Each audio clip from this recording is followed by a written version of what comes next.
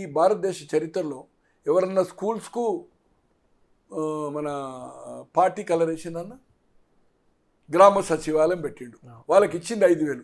మీరు చెప్పండి సార్, వీరు మినిమం వేజ్ ఎంత అని ఇవ్వాలా? అంటే ఇంకా 8-10 ఏళ్ళకి వెళ్ళి 270 కదా, 8,000 ఇవ్వాలి కదా, ఇవ్వలే కదా. తిరుపతి కొండపైకి ఇది పెడతారన్నా. ఇవాళ ఒక పాస్ పుస్తకం మీద ముఖ్యమంత్రి ఫోటో ఉంటుందన్నా. ముఖ్యమంత్రి అయిన వాడు 5 ఏళ్ళకి వస్తాం కదన్నా. గవర్నమెంట్ ఎంబులం అన్నా, రాజముద్ర ఉండాలన్నా. ఎవరైనా వేసుకుందన్నా? గ్రామ సచివాలయం పెట్టి సాక్షి కంపల్సరీ తీసుకోవాలి. సర్క్యులేషన్ పెంచడం, ఒక 80 మందిని తీసుకుపోయి అక్కడ అబ్జర్వ్ చేసుకున్నావు. 100 కోట్లు ఏదైతుందో వీళ్ళ అడ్వైజర్ల మీద ఈ స్టాఫ్ అంతా నువ్వు ఖర్చు తక్కువ తీసుకున్నావు. ఇవన్నీ ఏదైతుందో ఇంకోటి కక్ష సాధింపు, కారణం లేకుండా అణిచివేసే కార్యక్రమం చేశాడు. ఒకటి వివేకం మర్డర్, దాన్ని వాళ్ళ చెల్లిది తల్లిది పరిపాలన పరంగా ఏదైతుందో ఇటువంటి మూర్ఖత్వమైన నిర్ణయాలు. ఈరోజు ఇందిరాగాంధీ గారు అధికారం కోల్పోయిందమ్మా. 64లో ప్రధాని అయ్యాడు. వాళ్ళ ఫాదర్ 47 నుంచి 64 వరకు ఉన్నాడు. 64లో లాల్ బహదూర్ శాస్త్రి 66లో చనిపోయాడు. 66 నుంచి 77, 11 ఏళ్ళు చేసి కర్ణాటక ఆంధ్రప్రదేశ్ 2 రాష్ట్రాలు తిరిగింది కదన్న. 78 ఫిబ్రవరి జరిగిన ఎన్నికల్లో కాంగ్రెస్ అయిన తర్వాత అంబాసిడర్ కారు తిరిగింది కదా. 27 జనవరి నుంచి 23 ఫిబ్రవరి వరకు, 25 నాడు పోలింగ్, 27 కౌంటింగ్, 3 నాడు లీడర్ ఎలక్షన్, 6 మార్చి ప్రమాణ స్వీకారం చేసుకుంటే ఇక్కడ చెన్నారెడ్డి గారు, అక్కడ దేవరాజర్స్ గారు. రామారావు గారు 83లో అది సింపుల్ రథం కదా, 85లో అదే కదా, 89లో అదే కదా, 94లో అదే కదా. ఎక్కడన్నా చెట్టు కొట్టిందన్న ఈ దేశంలో? ఎక్కడ నిన్నారన్నా? 3 బస్సులు, ఏది పెద్ద ఏది మన దాని పేరేంది జంబో విమానం లెక్క, వాటికి తిరగడానికి వాటికి మూమెంట్కి ఏదైతుందో 3 బస్సులు. అంటే మీరు ఒక్కటే అనుకుంటున్నారు, ఇక్కడ మీటింగే హెలికాప్టర్ మీద అక్కడ ఉండాలి కదా వల్ల రోడ్ షోకు. 3 బస్సులు. ఈరోజు రాష్ట్రాన్ని భ్రష్టు పట్టించి రాజకీయ విలువలను సిస్టమ్స్ను కొలాబ్ చేసిండు కనుక ఈరోజు ప్రజలు ఏదైతుందో అతనికి వ్యతిరేకంగా తీర్పు ఇవ్వడం జరుగుతుంది. పోటీ అనేది ఏమీ లేదు, వ్యతిరేక తీర్పు వస్తుంది. వ్యతిరేకతతోటే ఈ పోల్ ఇంత పెరగడానికి కారణము కసిగా పోయినరు. ఇక్కడ ఒక్కరి నుంచి కాదు, ఇతర దేశాల నుంచి కొన్ని 1000 మంది కావచ్చు.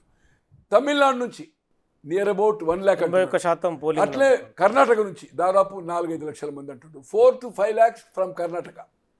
ఏది చిత్తూరు కావచ్చు, అనంతపూర్ కావచ్చు, ఏదైతుందో జాబ్ చేసే వాళ్ళు కావచ్చు, అక్కడ వ్యాపారాలు చేస్తూ వ్యాపారాలు హోటళ్ళు బంద్ చేసుకొని వచ్చేసారు. అవి మనకు ఎక్కడ కనిపించలే. నేను వాకప్ చేస్తే అక్కడి నుంచి కూడా ఏదైతుందో కొన్ని ఆ ప్రాంతాల నుంచి కూడా వచ్చారు కసిగా. ఈరోజు పోలింగ్ కావడానికి కోసం ఏదైతుందో అతన్ని ఓడించడానికి తప్పితే అది అతనికి టర్నప్ కాదు. పెరగడం అనేది వ్యతిరేకతతోనే పెరిగింది సార్. 19లో మీకు గుర్తుంటుంది కదా, 9 గంటల దాకా పోలింగ్ అయింది కదా, 10 లక్షలు కుంకుమ ఏదో పంపించిండు కదా, ఆన్ గోయింగ్ ప్రాజెక్ట్ అని. రాత్రి బారులు తీరింది కదా సార్ లేడీసు. రిజల్ట్ ఏమైంది sir? Only 23 seats, 151 YSRP, 1 Janasena. అంతే కదా సార్. 175లో 22 పార్లమెంట్ వచ్చాయి సార్, లోక్సభ 3 వచ్చినాయి కదా. సేమ్ థింగ్ అదే. ఈరోజు బారులు తీరిన 12 గంటలు కావచ్చు, 88 కావచ్చు, సేమ్. నీకెట్లా రిజల్ట్ వచ్చిందో మీకెట్లా వచ్చిందో అదే గమనించండి. ఈరోజు శ్రీకాకుళం 10 సార్, విజయనగరం 9, 15 వైజాగ్, 34లో నేను అనుకుంటున్నా 27కు తగ్గాయి, 27 నుంచి 29. ఈస్ట్ 19, వెస్ట్ 15, గుంటూరు 17, కృష్ణా 16, 33 + 34, 67లో 53 నుంచి ఏదైతుందో it will go 58. Rayalaseema 14, Chittoor, Anantapur 14, Kurnool 14, 10 Kadapa. ఎప్పుడు చిత్తూరులో ముఖ్యమంత్రిగా 95 99 ఎన్నికలు కానీ చంద్రబాబు గారిది అసెంబ్లీ, ఆయన ముఖ్యమంత్రిగా అయింది కదా. 2004 అపోజిషన్ ముఖ్యమంత్రి అనుకోండి, 2004, 2009, 14 ఉమ్మడి రాష్ట్రం డివిజన్ అయినాక 19 ఎన్నడూ చిత్తూరు మెజార్టీ రాలేదు. ఈసారి 7 నుంచి 9 సీట్లు వచ్చే అవకాశం ఉంది. ఎవరికి? టీడీపీకి. చంద్రగిరి తను సొంతగా ఓడిపోయాడు టీడీపీ మీద. బట్ 85లో పోటీ చేయక 89 ఎక్కడికి పోయాడు? కుప్పం పోయాడు. బట్ వాళ్ళ తమ్ముడు రామ్మూర్తి గారు 94 గెలిచాడు. ఎప్పుడు కాంగ్రెస్ గారు అరుణ గారు 3-4 సార్ల తర్వాత ఇప్పుడు ఇది 2 సార్ల చెవిరెడ్డి భాస్కర్ రెడ్డి గెలిచాడు. ఈరోజు చంద్రగిరి నియోజకవర్గం గెలవబోతుంది. అక్కడ 7 నుంచి 9 చిత్తూరులో వస్తాయి.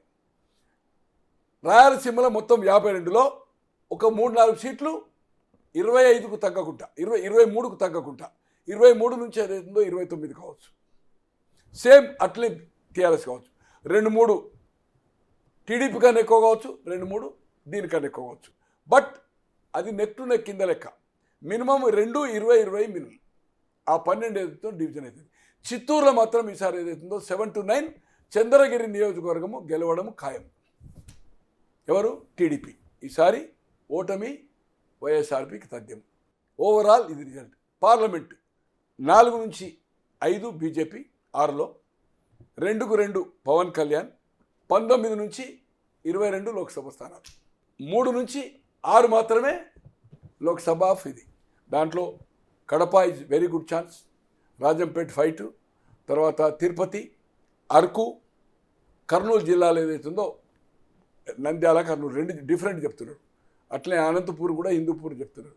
ఓవరాల్ 3-6 లోక్సభ. ఇది 19-22. ఇది పొజిషన్. ఏ పరిస్థితిలో కూటమికి ఏ ఇండివిజువల్గా 88 కంటే సీట్లు ఎక్కువ రావడం ఖాయం. వితౌట్ ఎవెనీ పవన్ కళ్యాణ్ లేకుంటే కూడా ఆయనకు అబ్సల్యూట్ మెజార్టీ వస్తుంది. కూటమి అనుకోండి, దాని గురించి కౌంట్ కాదు. 21 పవన్ కళ్యాణ్ చేసిండు. నేను అనుకుంటున్నా 13-17 స్థానాల ఛాన్స్, 13-17. బీజేపీని అనుకుంటున్నా 12 చేసింది, 12లో 7-9 స్థానాలని చెప్తాడు. ఇది పొజిషన్. పట్టణ ప్రాంతాల్లో ఓటింగ్ పెరిగిందనుకోండి, ఇంకో పార్టీకి లాభం ఉండొచ్చు. ఇప్పుడు పట్టణ ప్రాంతాల్లో వైసీపీకి వ్యతిరేకత ఉంది. అందువల్ల పట్టణ ప్రాంతాల్లో కనుక భారీగా ఓటింగ్ పెరిగితే అది వైసీపీకి నష్టంగా ఉండవచ్చు. గ్రామీణ ప్రాంతాల్లో ఓటింగ్ పెరిగింది అనుకోండి, అది వైసీపీకి లాభంగా కూడా ఉండొచ్చు. ఇప్పుడు ఉమెన్ ఓటర్లు సంక్షేమ పథకాల వల్ల వైసీపీకి అనుకూలంగా ఉన్నారన్నది ఒక అంచనా. అందువల్ల ఉమెన్ ఓటింగ్ పెరిగితే ఒక రకంగా ఉంటుంది. అలాగే యంగ్ ఓటరు ప్రభుత్వానికి వ్యతిరేకంగా ఉన్నాడన్నది ఒక అంచనా. ఏజ్ పెరుగుతున్న కొద్దీ వైసీపీ పట్ల అనుకూలత పెరుగుతుంది సంక్షేమ పథకాల వల్ల. అందువల్ల ఏ వయస్సుకు సంబంధించిన ఓటర్లు ఎక్కువ ఓటు వేశారు అన్నది కూడా పాయింట్ అవుతుంది. అలాగే ఏ ప్రాంతంలో ఎక్కువ ఓట్లు వేశారు, అది రాయలసీమలో ఎక్కువ ఓట్లు వేశారా, కృష్ణా గోదావరి బెల్ట్లో ఎక్కువ ఓట్లు వేశారు, ఇవన్నీ కూడా ఫ్యాక్టర్స్ అవుతాయి కదా. అంటే దాన్ని కూడా మీరు లాస్ట్ టైంతో పోల్చాలి కదా. అంటే లాస్ట్ టైంతో పోల్చాలి. మీరు ఇప్పుడు రూరల్ అర్బన్తో పోల్చితే కలిగేది కదా. లాస్ట్ టైం ఎంత ఉన్నది, ఇప్పుడు ఎంత ఉన్నదని చూడాలి. తర్వాత చిత్తూరు జిల్లా మొత్తం అర్బన్ అని చెప్పలేం కదా.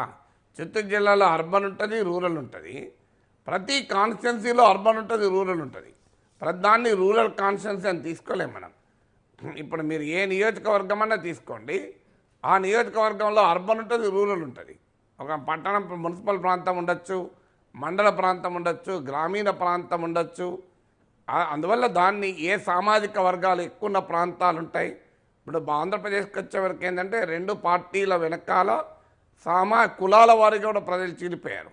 అందువల్ల ఏ కులం వారు ఎక్కువ ఉన్న ప్రాంతంలో ఓటింగ్ ఎక్కువ ఉంది, ఇది కూడా ఇంపార్టెంట్ ఉంటుంది. మనం ఉన్నట్టు చెప్పుకోవాలంటే ఇప్పుడు కమ్మ వాళ్ళు ఎక్కువ ఉన్న ప్రాంతంలో ఓటింగ్ పెరిగింది అనుకోండి, అది తెలుగుదేశానికి లాభం. కానీ రెడ్లు ఎక్కువ మంది ఉన్న ప్రాంతంలో ఓటింగ్ పెరిగింది అనుకోండి, అది వైసీపీకి లాభం. ఇప్పుడు ఎస్సీలు మైనారిటీలు ఎక్కువ ఉన్న ప్రాంతాల్లో ఓటింగ్ పెరిగింది అనుకోండి, వైసీపీకి లాభం. అగ్రకులాల ఓటర్లు ఉన్న చోట ఎక్సెప్ట్ రెడ్డిస్, ఇతర అగ్రకులాల వాళ్ళు ఉన్న చోట బ్రాహ్మణ్, వైశ్య, క్షత్రియ, కమ్మ, కాపు ఇలాంటి వాళ్ళు ఉన్న చోట కనుక ఓటింగ్ పెరిగింది అనుకోండి, అది టీడీపీకి లాభం. అందువల్ల ఏ కులాల వారు ఎక్కువ ఉన్న చోట ఓటింగ్ పెరిగింది, ఒకే కాన్స్టిట్యున్సీలో కూడా గ్రామీణ ప్రాంతంలో పెరిగిందా, మండల హెడ్ క్వార్టర్స్లో పెరిగిందా, ఇలాంటి అనేక ఫ్యాక్టర్స్ని స్టడీ చేస్తే తప్ప ఓటింగ్కు ఎలక్టోరల్ రిజల్ట్కు ఒక కొరిలేషన్ మనం ఎస్టాబ్లిష్ చేయలేము. అనుమానమే లేదు. తెలంగాణలో కంపారిటివ్లీ తక్కువ, ఆంధ్రలో సమాజమే కులాల వారిగా చీలిపోయింది. అఫ్కోర్స్ కొన్ని కులాలకు రాజకీయాల్లో ఆధిపత్యం ఉండొచ్చు, కొన్ని కులాల ఫాలోవర్స్గా ఉండొచ్చు, అనుమానమే లేదు కదా. దాంట్లో డౌటే. ఓపెన్గా మాట్లాడుకుంటారు కదా రాజకీయ నాయకులు. ఇదేమి ఇప్పుడు మీకు జగన్మోహన్ రెడ్డి బహిరంగంగానే కమ్మ కులం అని చెప్పి విమర్శించిన సందర్భాలు లేవా? అలాగే లోకేష్, చంద్రబాబు నాయుడు వీళ్ళు జగన్ రెడ్డి అని గట్టిగా ఒత్తి చెప్పిన సందర్భం మనం చూడలేదా? జగన్ జగన్ జగన్ అని అంటారు, ఎవరు జగన్ రెడ్డి అని అంటారు. మీరు గమనించండి. చంద్రబాబు నాయుడు అయినా, లోకేష్ అయినా, ఎప్పుడు ఉపన్యాసాలైనా పవన్ కళ్యాణ్ కూడా జగన్ రెడ్డి అని ఒత్తి చెప్తారు. ఎందుకు చెప్తారు? లేకపోతే జగన్మోహన్ రెడ్డి అయితే బహిరంగంగానే కమ్మ కులాన్ని టార్గెట్ చేస్తూ